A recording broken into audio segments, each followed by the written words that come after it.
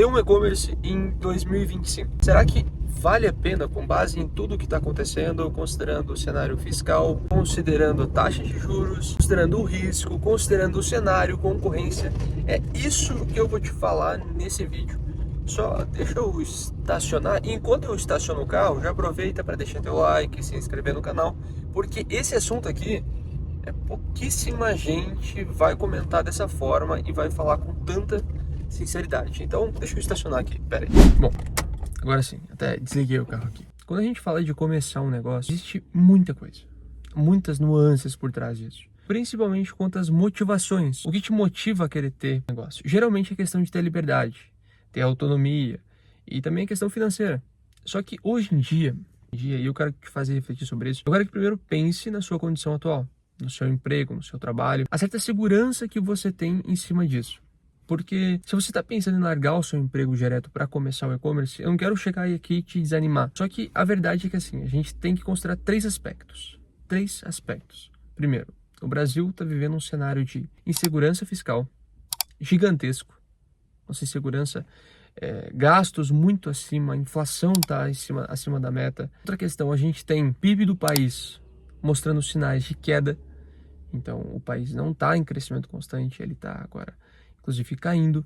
E é muito provável, na verdade, é até por isso que é aumentado a taxa Selic, justamente para conter a inflação que vem acima da meta. E o terceiro aspecto que a gente tem em cima disso é que existem muito mais gente vendendo exatamente o que você vai vender, porque geralmente a maior parte dos produtos que a gente começa trabalhando são commodities, ou seja, compete por preço. A maior parte dos vendedores que estão começando, eles não fazem um estudo, eles não fazem um mapeamento do segmento que vão trabalhar, do nicho, do subnicho.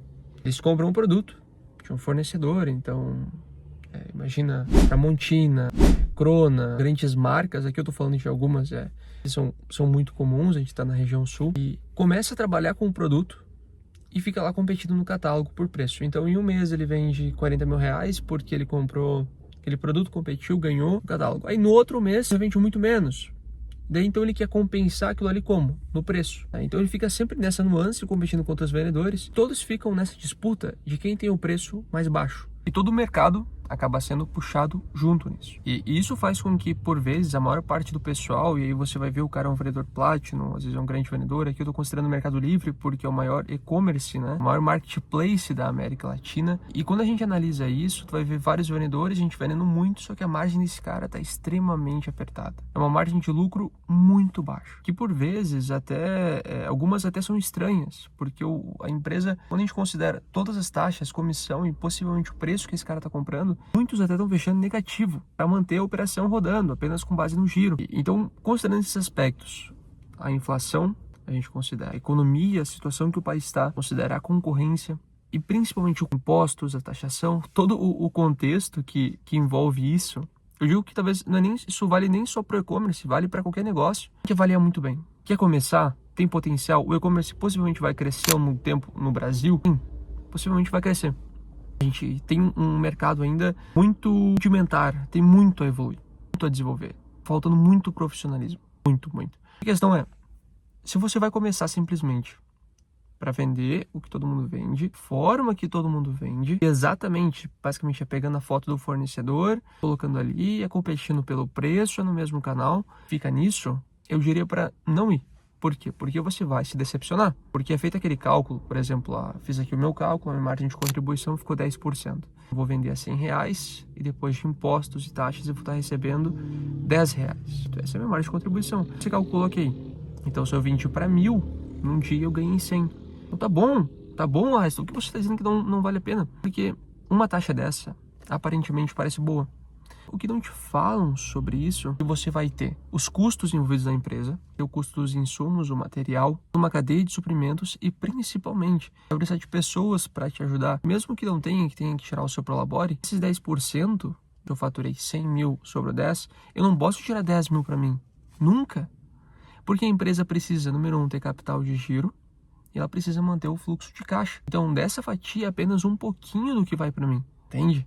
E agora considera, se tua margem de contribuição é 10%, precisa cobrir todos os custos envolvidos no processo. Para daí chegar no lucro líquido da operação, tem outros custos, descontados principalmente também o seu pagamento, como que isso vai fechar na ponta final?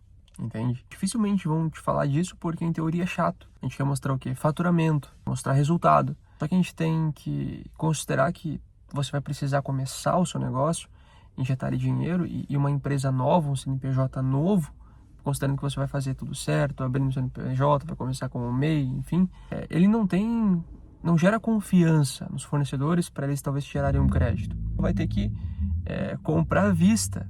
Você vai ter que fazer o primeiro pagamento. E aí você tem esse dinheiro guardado, fazer o primeiro investimento, considerando que hoje vai ter acesso a um Pronamp, que mesmo que a taxa está altíssima, ainda talvez seria um juro mais subsidiado, com taxa mais baixa. Você não tem acesso a isso. Não tem acesso a créditos com juros mais baixos. Vai ter que tomar dívidas com juro muito alto e considerar uma Selic 15%.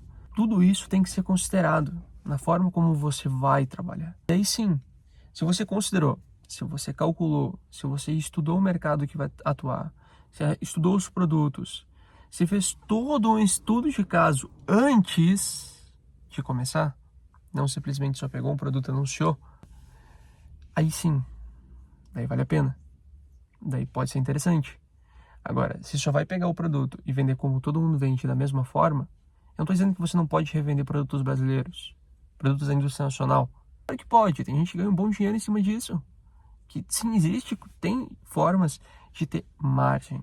Mas daí não é fazendo igual todo mundo faz. E você tem que estudar, você tem que ser um especialista dentro do seu segmento. Não precisa ficar correndo atrás do melhor produto, do produto que mais tem demanda, dessa vez o produto campeão. E quando você estuda, então eu vou entrar no segmento de ferramentas.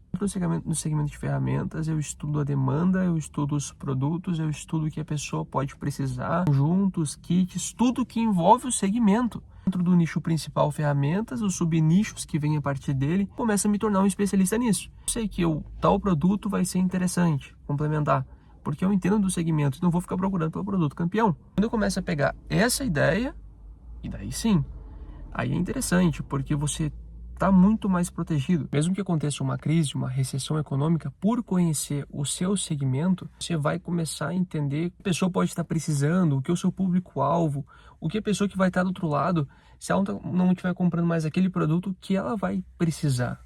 Beleza, imagina, a gente falou na parte de ferramentas. Imagina que boa parte das ferramentas que eram compradas antes era para o pessoal que era voltado às obras. Porque daí as obras, com a taxa lá em cima, o pessoal não vai querer tomar uma dívida para construir. Vamos pensar que agora, em vez de obras, o pessoal está fazendo manutenção em casa, certo? As pessoas querem aprender a fazer manutenção. Então, vai precisar de ferramentas específicas para aquela área. Percebe que vai existir uma demanda, talvez não exatamente na mesma área que estava antes, mas é dentro do mesmo nicho que você atua. E como você compreende, tem essa noção do seu segmento, você consegue logo se adequar. Por vezes pode até vender mais, como o que aconteceu com muitos vendedores durante a pandemia, onde teve uma grande recessão, onde muitos venderam muito menos, mas outros cresceram e ganharam dinheiro como nunca. Se você tiver essa noção, vale a pena. Se não tiver essa noção, se não quiser fazer estudo e quiser fazer exatamente o que todo mundo faz, só ficar procurando produto campeão ou vender item commodity, não vai valer a pena. E essa é uma opinião sincera de alguém que já faz isso há anos. E está nesse mercado há um bom tempo, sentindo na pele o que é isso, essa taxa alta, o que é ter que renegociar dívida, o que é passar por isso na íntegra, beleza? De verdade, espero que tenha agregado valor ao teu tempo, que tenha gostado do vídeo. Se gostou, lembra de deixar o like, se inscrever no canal, isso é muito importante. E tamo junto. Até o próximo.